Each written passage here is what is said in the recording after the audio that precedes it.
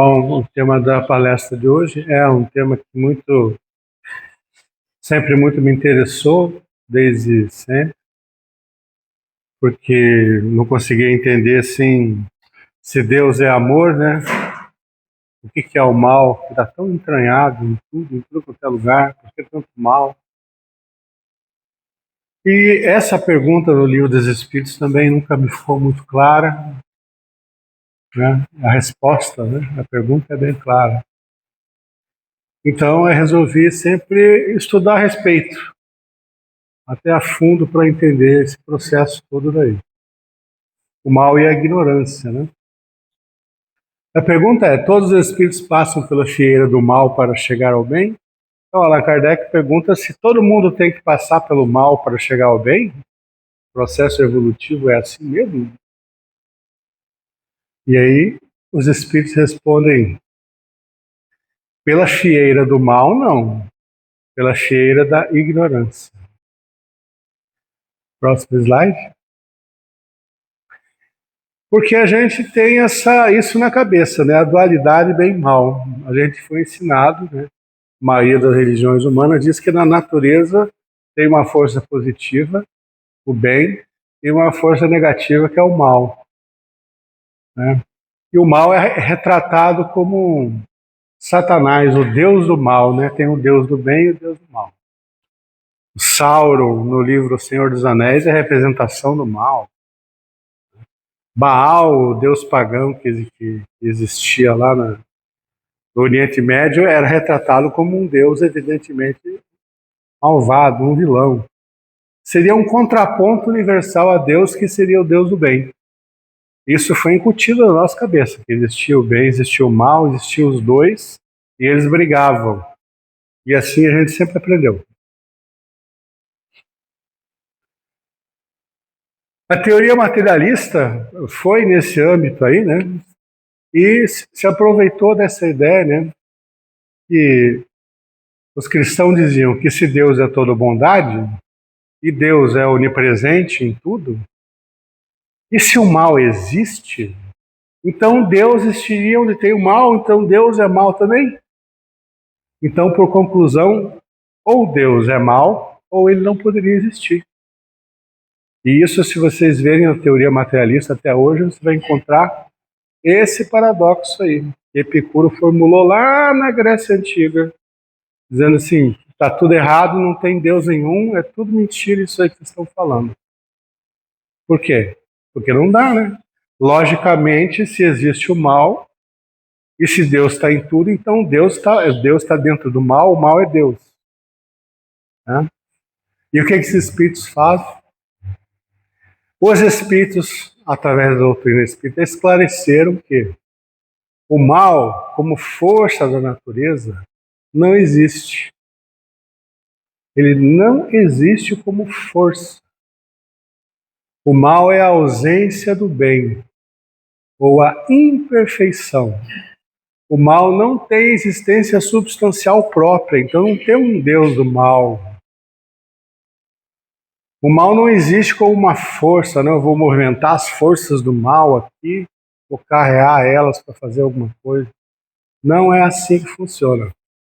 A natureza não é assim. O mal e o bem é mais ou menos como a escuridão e a luz, que sempre falam, né? A luz é o bem, a escuridão é o mal. Quando tem luz, não tem escuridão.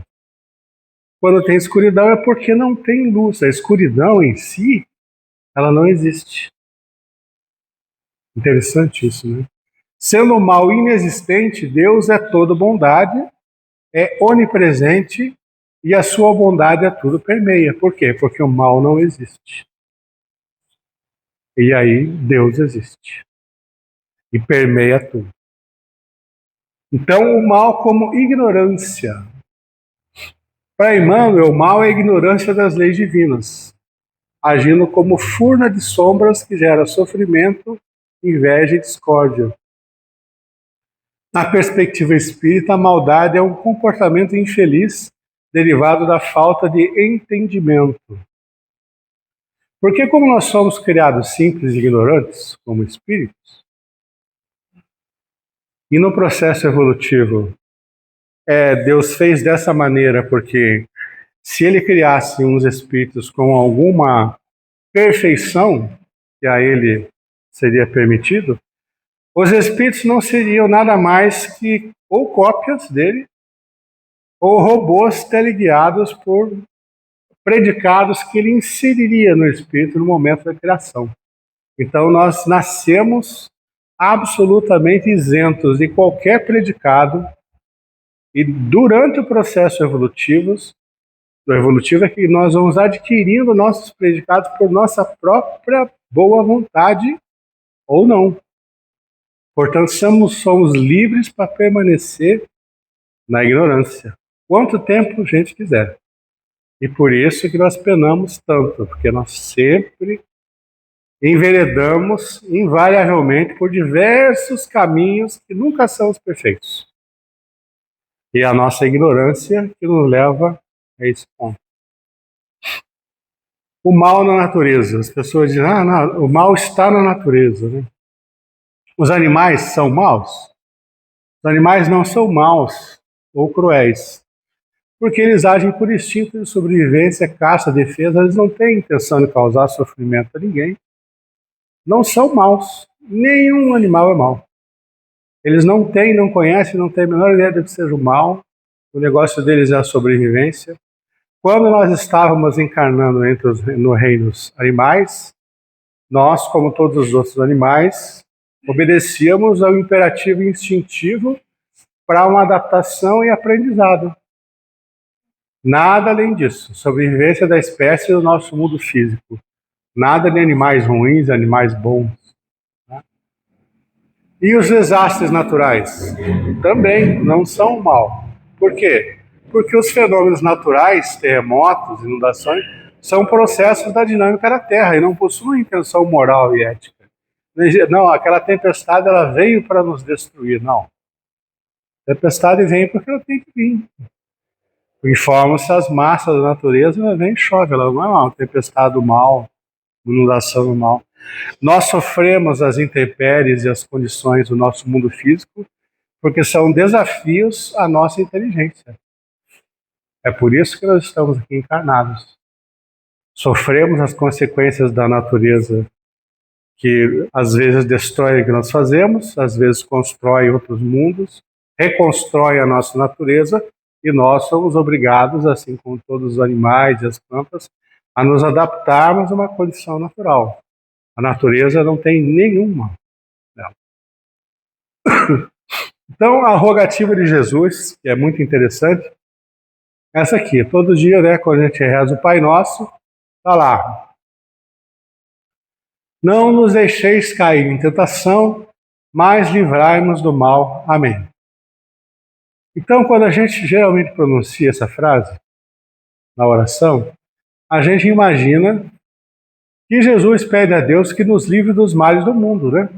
Não nos deixeis cair em tentação, mas livrai-nos do mal, do maligno, do mal como força externa.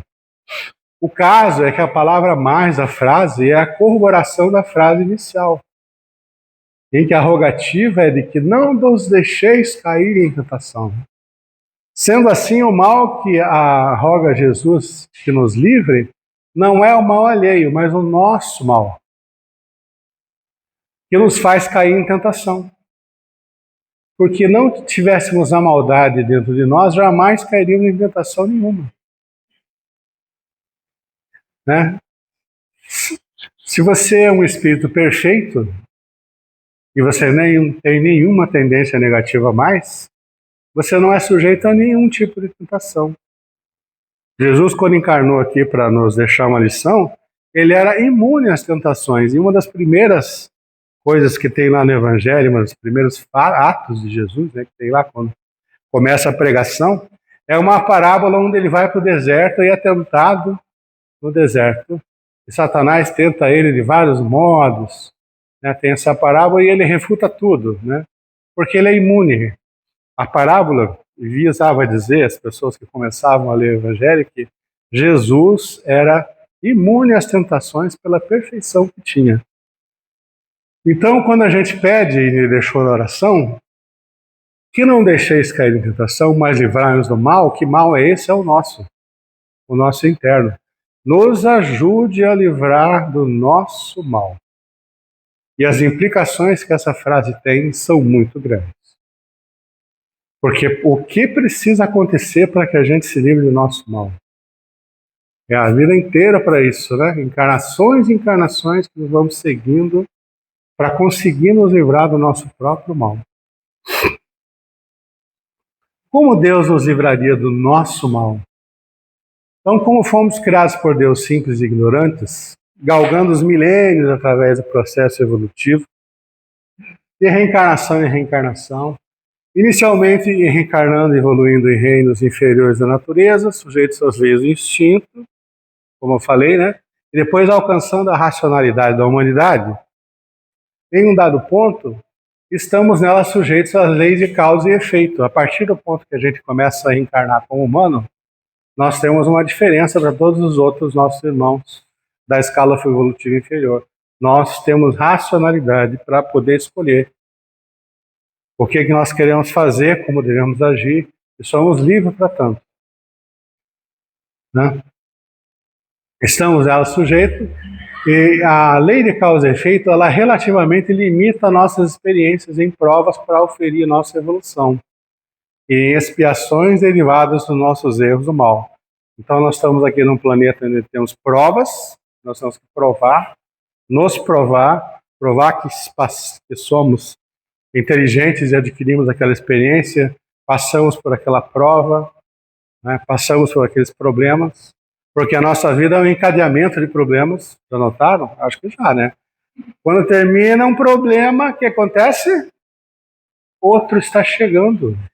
Isso quando não tem um monte deles na nossa frente para resolver, centenas.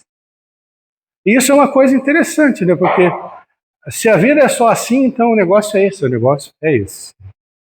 A gente passa pelas provas e passa, resolve, e vai o quê? Se fortificando e aprendendo, porque se nós vamos desencarnar daqui a algum tempo, o que nós vamos levar daqui para lá? O que a gente aprendeu aqui. Mais nada. Então esse é o processo. A gente não sai disso daí. E quando a gente teima em escolher caminhos negativos, né? Caminhos de ignorância pura com relação aos outros, aí vem a lei de ação e reação e bota na nossa frente tudo que a gente produziu de ruim. Então, lá atrás eu fiz um mal, esse mal volta na minha frente. E eu tenho que encarar ele como um grande problema para mim resolver também. E acaba corrigindo a gente à luz de uma justiça divina, que as pessoas imaginam que não existe justiça divina. Existe. Pode ter certeza absoluta que existe. E é absolutamente perfeita como todo o resto da natureza.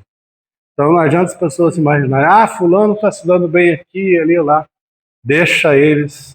Nem pensa nisso, porque enrolados estão. Todos. Sem dúvida nenhuma. Nenhum sentiu. A mais nem a menos. É igual um aluno que é matriculado numa escola muito fácil. O aluno pode gostar no começo, enquanto ele ainda é, né, aluno novinho e bobinho. À medida que ele vai chegando à adolescência, ele vai vendo, porque ele não sabe nem ler nem escrever direito, ele começa a dar um suor na cabeça dele. Porque ele vai enfrentar o mundo o que vai fazer com ele?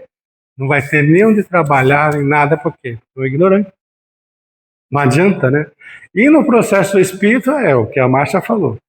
Se a gente tem vidas mais duras, onde a gente emplaca problemas difíceis e os resolve, os solve, para nós é uma glória como espíritos. Para nós é uma glória. Então, próximo. Então, assim somos impelidos pelo conhecimento e dor derivadas do sofrimento advindo das práticas do mal que realizamos, pois todo o mal que fazemos se volta para nós e nos corrige. E assim aprendemos o quão errado é o mal que realizamos e não mais o repetimos. Esse é o famoso karma, é a lei de causa e efeito. Tem um monte de nome aí para o mesmo processo. É o bumerangue, jogou o bumerangue e um dia ele volta para você. Então, A lei de karma, se as pessoas têm uma certa, assim, né, paura, dificuldade de entendimento, é mais ou menos assim. Você é muito ótimo em você pegar uma espingarda calibre 12 e apontar na cabeça da pessoa. Você já fez isso várias vezes. Você é ótimo nisso aqui. Em dar um teco na cabeça da pessoa. Faz uma, faz duas, faz três. E em um dado momento da existência, você está do outro lado do cano.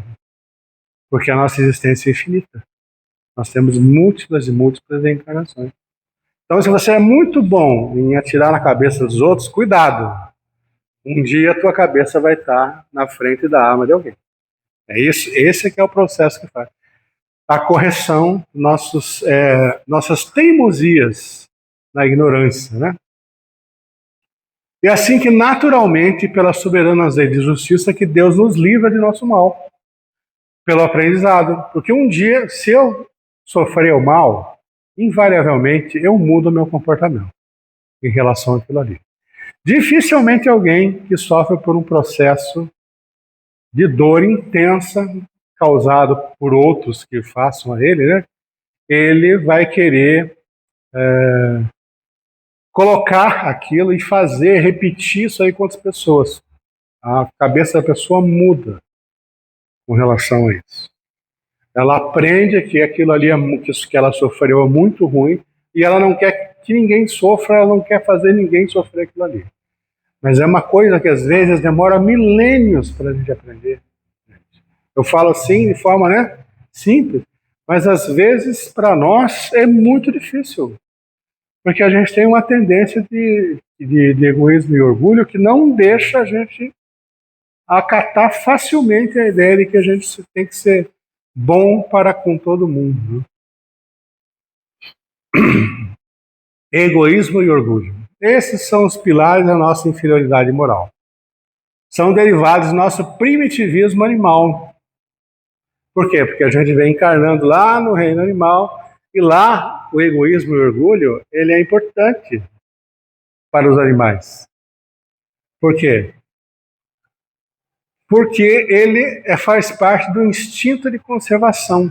Só que quando a gente vai e pula para o mundo começa a encarnar no mundo dos humanos, né?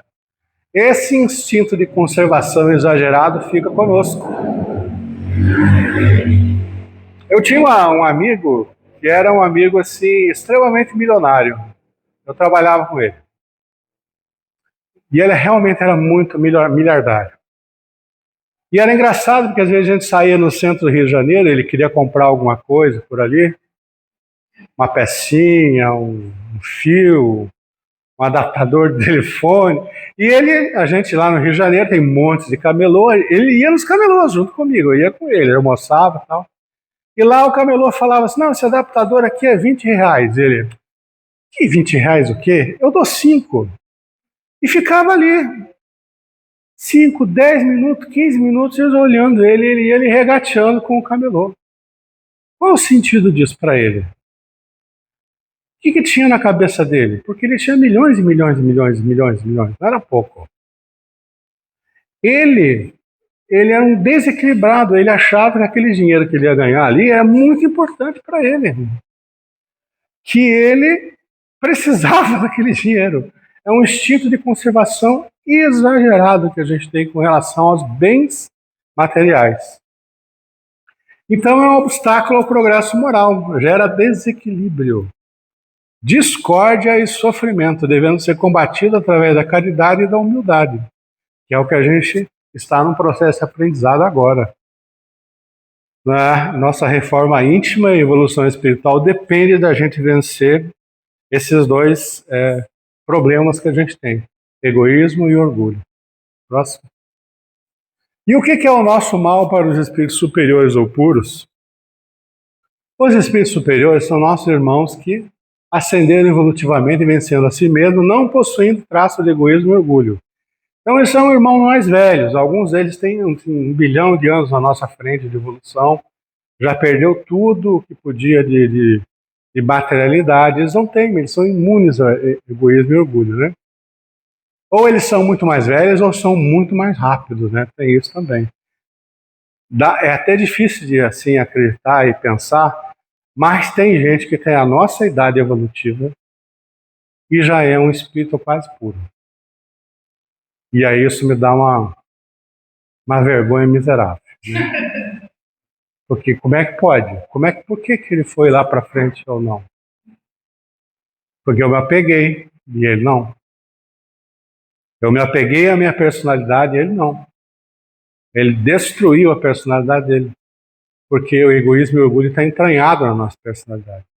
Então, suponha, essa é uma suposição que tem em alguns estudos sobre o mal, né? Que tenha duas crianças brincando, cada uma com um brinquedo. Uma toma o brinquedo da outra, pois egoisticamente o deseja, além do próprio brinquedo. As duas têm brinquedo, mas a uma foi lá e tomou o brinquedo da outra. E a outra de orgulho indignado, porque pegou meu brinquedo, né? Teve seu brinquedo roubado, reage e chuta primeiro. Chuta. Aí a primeira chora e assim o que ela faz? Revida, claro.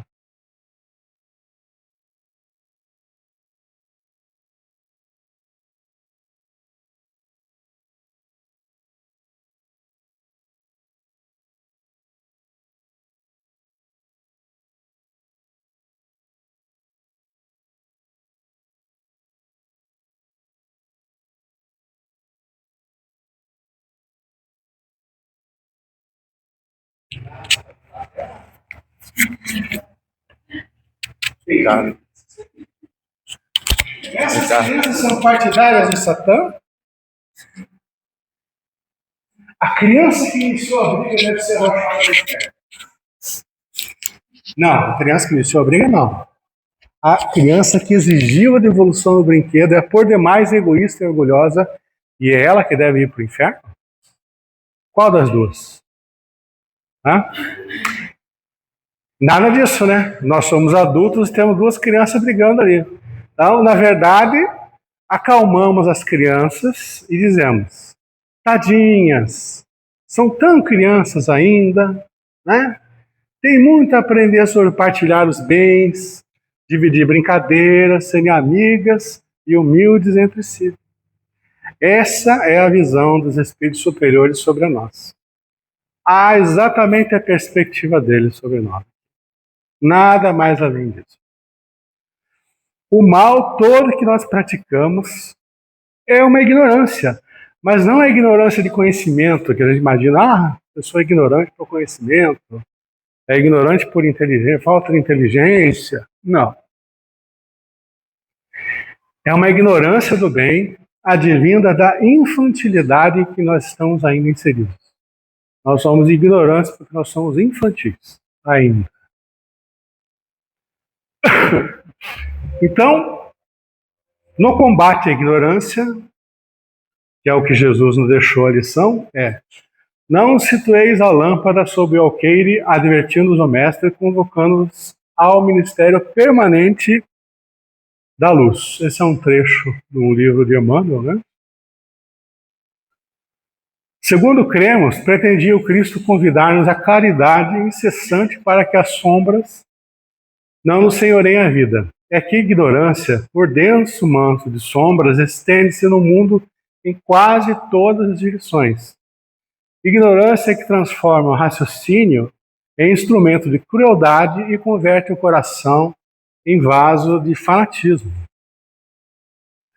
Ignorância que amortalha as consciências alfabetizadas ou não, cristalizando-as em deploráveis processos de desequilíbrio. Porque se você cristaliza na ignorância, teimando, mesmo sabendo, mesmo a tua consciência apontando que você está errado, você não devia fazer assim, você cai em desequilíbrio. Desequilíbrio da natureza. E delinquência muitas vezes. Desde a guerra que devasta nações cultas e industriosas, até o ciclo do homem selvagem circunscrito ao primitivismo da própria tábua. Não importa se é a Rússia invadindo a Ucrânia, ou se eram os tupinambás matando os tupiniquins, a ignorância é a mesma. Não mudou nada. Só melhoraram as armas, só. O resto continua. Eu me lembro que tinha um livro chamado O Menino do Dedo Verde. Já ouviram falar desse livrinho? É um livrinho interessante, né? Maurice Dron, e ele lá tinha o Tistu, que era um menininho, e alguém contava uma história para ele de uma guerra que iniciou. E essa guerra era dois povos, os Volás e os Vai-te-emboras. Ou seja, é sempre a mesma coisa, você pode trocar, os Volás invadem e os Vai-te-embora dizem para eles ir embora. Então, ignorância, a maneira de lama que tudo alaga, metamorfoseando casas erguidas ao culto divino em piras de ódio, e lares simples em ribaltas de insensatez. Então, a ignorância é uma desgraça, porque sejam as igrejas, se transformam as igrejas numa coisa horrorosa que destrói e mata os outros, ou então a própria casa das pessoas, quando é regida pela ignorância e estupidez, se transforma em uma ribalta de insensatez, como diz o Espírito aí. Então, diante desse nevoeiro todo que nos empana o entendimento egresso da animalidade primitiva, porque nós estamos egressos da animalidade primitiva relativamente há pouco tempo. Porque, evolutivamente falando, 1 milhão de anos para nós é nada quase. 2 também é nada quase. Se a gente saiu da animalidade há 5 milhões de anos, nós ainda estamos presos nela, gente. Nós temos que dar o nosso salto para sair dela, que é o nosso salto do primitivismo. Condoeu-se naturalmente o Senhor, exortando aos seus tutelados para que redimam a terra do cativeiro de sombras. Essa é a chamada de Jesus para nós que temos um grau maior, um pouco maior de entendimento a respeito das coisas, da natureza das coisas. Para que a gente, justo, procuremos guardar esse ou aquele recurso terrestre, quais sejam o alimento e o agasalho. Sim, é lógico. Mas a luz do conhecimento superior que nos vibra no espírito pede também exteriorização incansável em todas as áreas da vida, para que através do sentimento e da ideia, da palavra e a ação, pelo nosso exemplo, pela nossa atitude, venhamos a expressá-la por todos os meios ao nosso alcance, sob a inspiração do amor infatigável, a fim de que o trabalho e o progresso, a fraternidade e o discernimento nos livrem de todo o mal. Nós temos uma obrigação moral para com a humanidade nossa, de dar-nos no nosso melhor, o nosso exemplo, o nosso trabalho, a nossa dedicação, espelhando as nossas virtudes como luz da candeia que ilumina todos aqueles que nos acompanham que ainda não têm o raciocínio melhor formado. É a nossa obrigação. E assim, nesse livro, né, Emmanuel Chico Xavier, a obra Luz e Vida, encerramos nosso estudo de hoje.